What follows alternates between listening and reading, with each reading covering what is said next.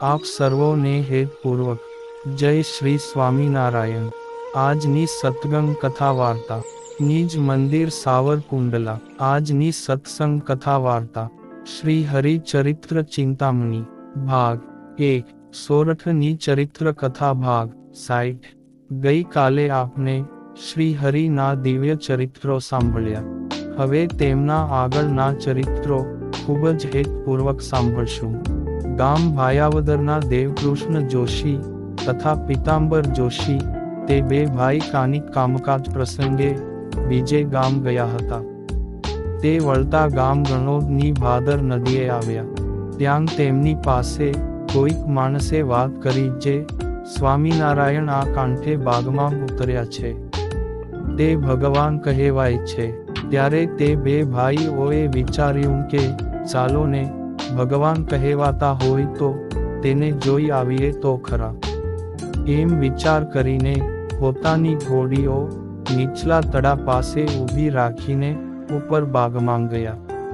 ત્યાં શ્રીજી મહારાજ સભા કરીને બેઠા હતા। તે જોઈને બે ભાઈ વાત કરવા લાગ્યા જે અરે, આ તો માણસ જેવા જ છે, આને સૌ ભગવાન કહે છે। ત્યારે શ્રીજી મહારાજ તેમની સામું જોઈને બોલ્યા, હે વિપ્ર દેવકૃષ્ણ જોશી, તમે ભાયાવદર રહો છો કે? ત્યારે તે કહે, હા મહારાજ। પછી મહારાજ કહે, તમે અહીં ઊભા છો, પરંતુ તમારી ઘોડીઓ મૂકીને આવ્યા છો તે ચાલી જાય છે, માટે જટ જાઓ, નહીં તો હાથ નહીં આવે। ત્યારે તે બંને ભાઈઓએ જાણ્યું જે આ તો માણસ જેવા લાગે છે, પણ માણસ નહીં, ભગવાન છે, કારણ કે આપની ઘોડીઓની એમને શી રીતે ખબર પડી। પછી તે બે ભાઈ મહારાજ પાસે આવીને પગે લાગ્યા અને કહ્યું કે હે મહારાજ, અમને વર્તમાન ધરાવો। ત્યારે શ્રીજી મહારાજે પાણી મંગાવીને વર્તમાન ધરાવ્યા। પછી બે ભાઈ બોલ્યા, હે મહારાજ, તમે અમારા ગામ પધારજો। ત્યારે મહારાજ કહે, ભલે, અમે જરૂર આવશું।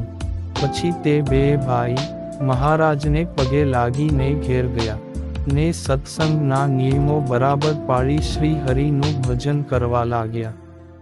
એકવાર શ્રીજી મહારાજ પોતાની સાથે સાધુ તથા કાઠી સવારોને લઈ ગામ વરજાંગ જાળિયા થઈને ભાયાવદર પધાર્યા। ત્યારે ગામના સત્સંગી દરબાર જુનોભાઈ તથા વિપ્ર દેવકૃષ્ણ જોશી તથા પિતાંબર જોશી તથા નાગર મયા શંકરભાઈ અને ભવાની શંકર વગેરે ઘણા હરિભક્તો સામૈયું લઈને વાજતે ગાજતે સામા આવ્યા અને મહારાજને ગામમાં જુનાભાઈને ઘેર પધરાવ્યા। તે ઢોલિયા ઉપર બેઠા। પછી સભા થઈ અને થોડીક જ્ઞાન વાર્તા કરી।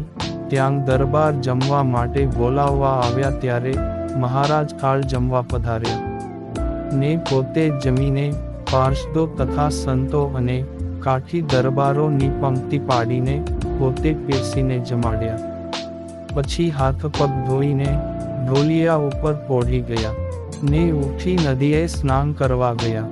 તે સ્નાન કરી કોરા વસ્ત્ર ધારણ કરી દરબારમાં પધાર્યા ને સભામાં જ્ઞાન વાર્તા કરી। તે વખતે દેવકૃષ્ણ જોશીએ વિનંતી કરી જે હે મહારાજ, કાલે સંતો હરિભક્તોને લઈ મારે ઘેર થાળ જમવા પધારજો। ત્યારે શ્રી હરિએ કહ્યું ઠીક। પછી રાત્રિ થઈ તે પોઢી ગયા અને સવારે ઉઠી નદીએ સ્નાન કરવા ગયા। તે સ્નાન કરીને કોરા વસ્ત્રો પહેરીને દરબારમાં આવ્યા ને નિત્ય પૂજા વિધિ કરી દરબારે થાળ તૈયાર કરાવ્યો હતો તે પોતે ટીમણ કર્યા અને સંતો હરિભક્તોને પણ ટીમણ કરાવ્યું। પછી હાથ પગ ધોઈ સભા કરીને બેઠા। તે ઘણીક જ્ઞાન ઉપદેશની વાતો કરી। ત્યારે દેવકૃષ્ણ જોશીએ આવીને મહારાજને કહ્યું, હે મહારાજ, રસોઈ તૈયાર થઈ ગઈ છે, તે સંતો હરિભક્તોને લઈ મારે ઘેર પધારો।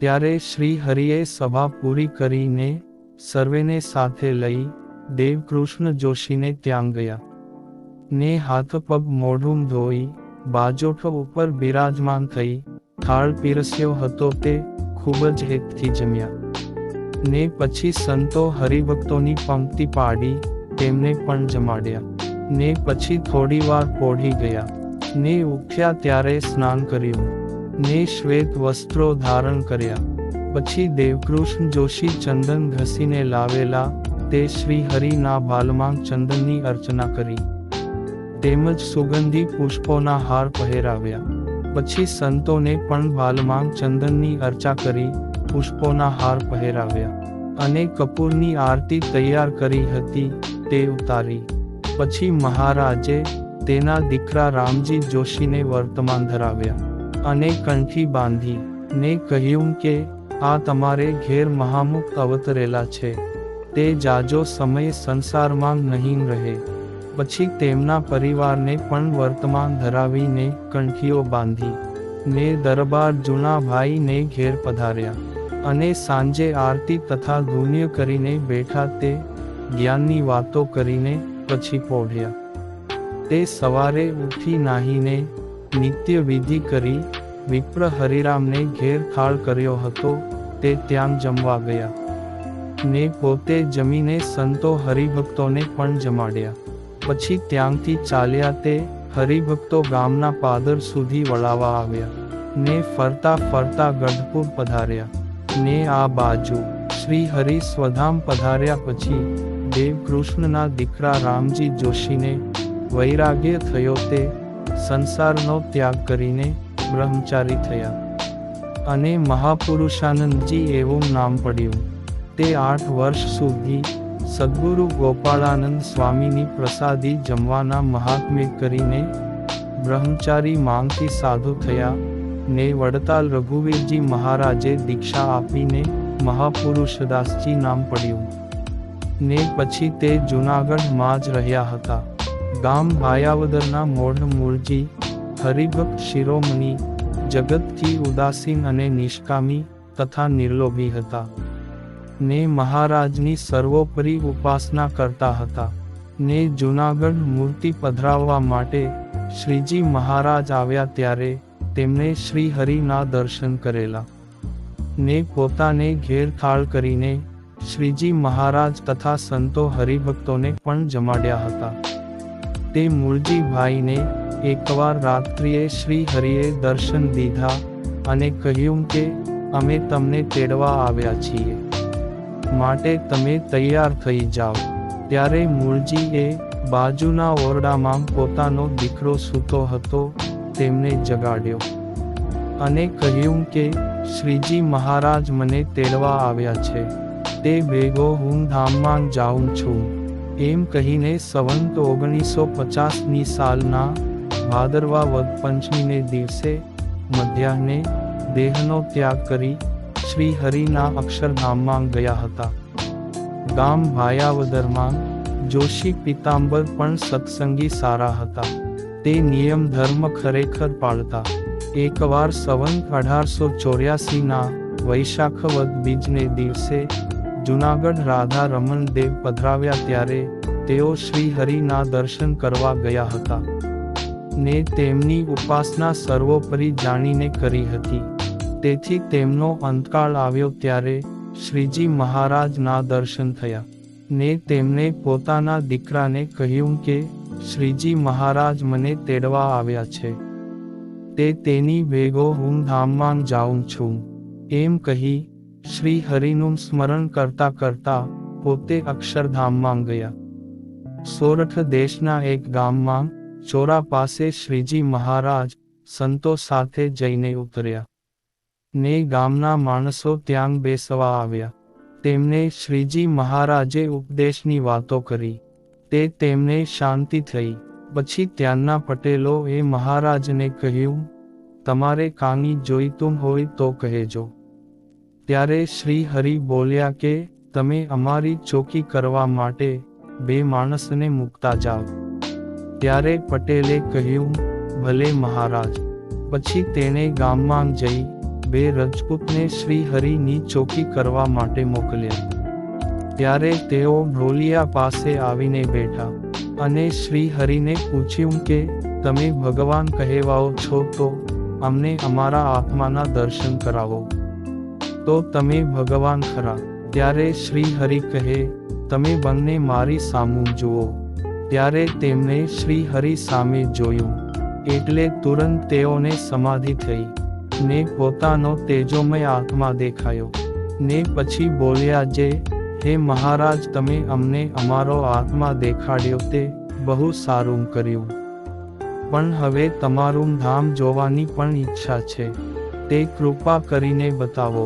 પછી શ્રી હરિએ પાછી સમાધિ કરાવી, ને પોતાનું ધામ તથા અનંત મુક્તોથી વીંટાણા થકા દિવ્ય રત્નો જડિત સુવર્ણ સિંહાસન ઉપર પોતાની મૂર્તિના દર્શન કરાવ્યા. ત્યારે તેઓએ શ્રીજી મહારાજને કહ્યું કે આ આટલા બધા મુક્ત છે, ને સભા કેવડી હશે. ત્યારે શ્રી હરિ કહે, તું અહીંથી દોડવા માંડ, ને જ્યાં સભા પૂરી થઈ ત્યાંથી પાછો વળજે. ત્યારે તે રજપૂત સભામાં દોડવા માંડ્યો, પણ અક્ષર મુક્તનો કે સભાનો અંત આવ્યો નહીં. પછી એ થાકીને પાછો ગયો ને શ્રીહરિને આવી હાથ જોડીને બોલ્યો કે, હે મહારાજ, આ સભાનો તો પાર આવે એમ નથી. ને પછી સમાધિ માંગથી જાગ્યા ત્યારે મહારાજે તેને વર્તમાન ધરાવ્યા, અને કંઠી બાંધીને નિયમ સમજાવ્યા, ને કહ્યું કે આ અમારા વર્તમાન પાળજો, અને સ્વામિનારાયણ નામનું ભજન કરજો. તે અંતકાળે અમે તમારું કલ્યાણ કરશું. એક વખત શ્રીજી મહારાજ ગઢપુરમાં સભા કરીને બેઠા હતા ત્યારે કાઠીઓ આગળ બોલ્યા જે, આપણે સોરઠમાં ફરવા જવું છે, ને જેને આવવું હોય તેને વાહન ન લેવું, અને પગપાળા ચાલીને આવવું. એમ કહી કેટલા કાઠીઓને સાથે લઈ સોરઠ દેશમાં ગામો ગામ સત્સંગીઓને સુખ દેવા સારું ફરતા હતા. તે જે હરિજન પોતાના ગામમાં પધારવાનું કહે તેને મહારાજ કહે જે, આ સર્વે કાઠીઓ દૂધ સાકર અને ચોખા જમનારા છે. તે જે જમાડે તેને ગામ આવીશું. એમ શ્રીહરિ અગાઉથી ઠેરાવ કરીને જે હરિજન તે પ્રમાણેનું જમાડવા માટે કબૂલ કરે તે ગામ પધારે. એવી રીતે શ્રી હરિ 1 મહિના સુધી વિચરણ કર્યું, ને કાઠીઓને દૂધ સાકર અને ચોખા જમાડીને તૃપ્ત કર્યા. એમ કરતાં માણાવદર મયારામ ભટ્ટને ઘેર પધાર્યા. ત્યાં જમવા બેઠા ત્યારે તેમને ખીચડી અને છાશ પીરસી, અને શ્રી હરિએ ખીચડીનો ગ્રાસ મુખમાં મૂક્યો. ત્યારે કાંકરી આવી એટલે શ્રીહરિએ જાણ્યું જે આ કાઠીઓ ખીચડી જમશે એટલે મયારામ ભટ્ટનો ઉપહાસ કરશે. એમ જાણીને જ્યારે કાઠીઓ જમવા બેઠા ત્યારે ત્યાં પોતે જમતા જમતા આવ્યા, અને કહ્યું કે આજે અમારે પ્રકરણ ફેરવવું છે. ત્યારે કાઠીઓ બોલ્યા કે શું આજના છે? ત્યારે શ્રી હરિએ કહ્યું, આ ખીચડી અને છાશ કોઈએ ચાવીને જમવાના નથી, અને જે ચાવીને જમશે તે વિમુખ ગણાશે. પછી કાઠીઓ ખીચડી અને છાશ જમવા લાગ્યા ત્યારે ખીચડીમાં કાંકરા આવ્યા. તે શ્રી હરિનો મર્મ સૌ કાઠીઓ પામી ગયા. ને સુરા બાપુએ અલૈયા ખાચર સામે જોઈને કહ્યું કે અહીં પ્રકરણ ફેરવીને શ્રી હરિએ કઠણાઈ કરી છે. તે જો આ ખીચડીમાં કાંકરા છે તેમ બોલશું તો વિમુખ ગણાશું. માટે એક કામ કરો, આ ખીચડી અને છાશ ભેગા કરીને ગોળી નાખો. તેથી કાંકરા નીચે બેસી જશે, અને ઉપરથી છાશ અને ખીચડી પી જઈશું. પછી સૌએ એમ કર્યું, પણ ખીચડીમાં કાંકરા છે તેમ બોલ્યા નહીં. આમ શ્રી હરિએ પોતાના ભક્ત મયારામની આબરૂ સાચવી હતી. તે વખતે પંચાળાથી જીણાભાઈ શ્રી હરિને તેડવા આવ્યા, ને કહ્યું કે હે મહારાજ, તમે મારા ગામ પંચાળા પધારો, તે દૂધ સાકર અને ચોખા જમાડશું. ત્યારે શ્રી હરિ કહે કે જીણાભાઈ, અમે તો આજથી પ્રકરણ ફેરવીએ છીએ. ત્યારે તેઓ બોલ્યા કે હે પ્રભુ, તમે જે કહેશો તે જમાડશું. ત્યારે શ્રી હરિ બોલ્યા, જો તમે અમને ખોરી જારના રોટલા અને છાશ જમાડો તો અમે તમારે ત્યાં આવીએ. ત્યારે જીણાભાઈ બોલ્યા, હે પ્રભુ, આમ તે શું કરો છો? તમારી કૃપાથી અમારો વ્યવહાર સારો છે, તે અમે હેતથી સર્વે હરિભક્તોને જમાડીએ, તે જમવા દો ને. ત્યારે શ્રી હરિ કહે કે અમે તેમને 1 માસ પર્યંત દૂધ સાકર અને ચોખા જમાડ્યા, તે હવે ખોરી જારના રોટલા અને છાશ જમાડવી છે. ત્યારે જીણાભાઈએ કચવાતા હૃદયે હા પાડી.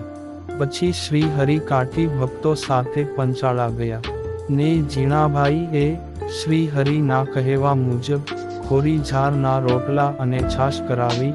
પછી શ્રી હરિને થાળ પીરસ્યો. તે શ્રી પ્રભુ બાજોઠ ઉપર બિરાજી ખૂબ જ હેતથી જમ્યા ને પછી કાઠી દરબારોની પંક્તિ પાડી ને તેમને પણ રોટલા અને છાશ પીરસી. તે સહુ જમવા લાગ્યા, પણ અલૈયો ખાચર તો રોટલાનો કટકો લઈ મોઢે અડાડે એટલે દુર્ગંધ આવવાથી પાછો થાળીમાં મૂકી દે.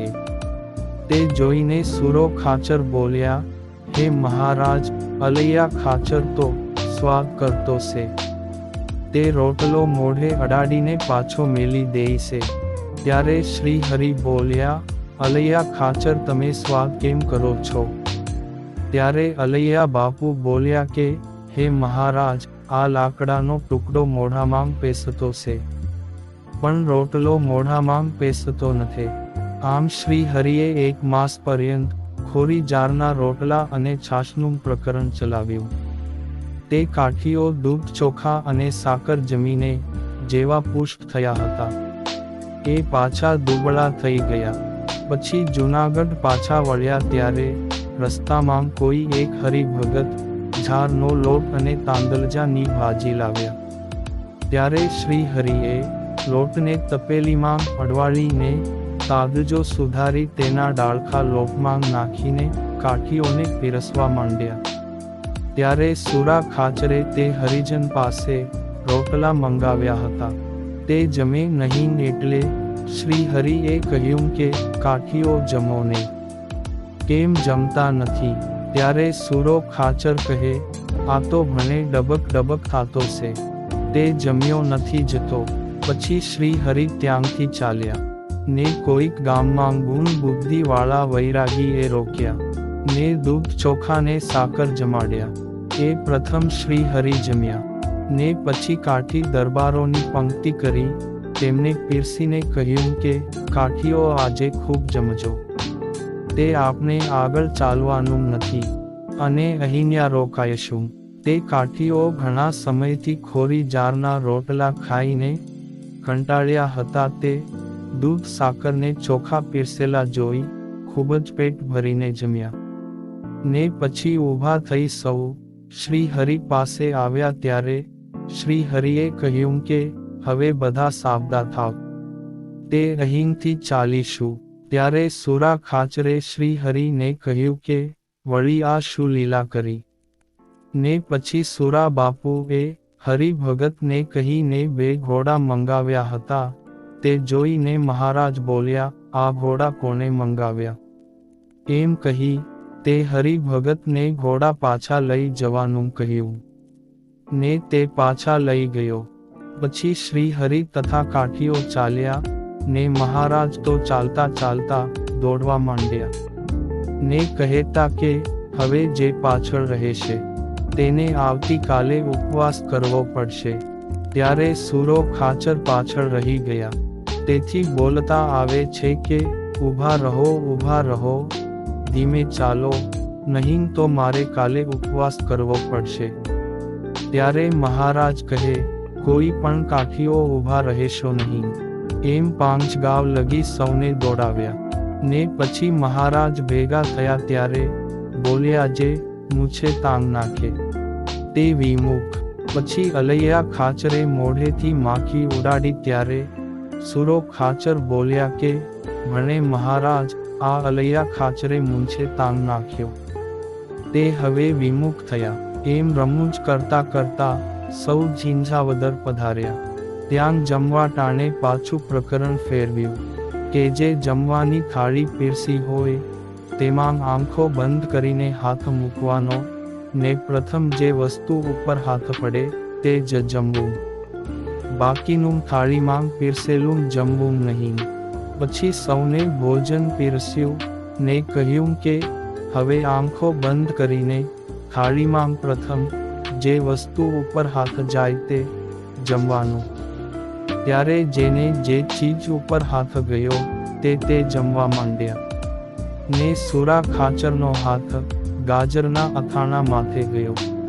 તેમાં મીઠું ઘણું હતું તેથી તે ખવાનું નહીં. એટલે તેમણે કીર્તન ચાલુ કર્યું કે ગાજરડા મારા વેરી રે. ત્યારે શ્રીજી મહારાજ કહે કે તમે હવે ગાજરનું અથાણું મૂકી દિયો ને આ રોટલા જમો. આમ શ્રી હરિ કાઠી દરબારોને પોતાની સાથે રાખી ને તેમની પોતાના પ્રત્યેની શ્રદ્ધા અને નિષ્ઠાની કસોટી કરતા ને વારે વારે પ્રકરણો ફેરવતા. તેમ છતાં કાઠીઓ શ્રી હરિની સાથે વિચરણ કરતા હતા ને શ્રી હરિ પણ તેને પોતાની મૂર્તિનું સુખ આપતા હતા.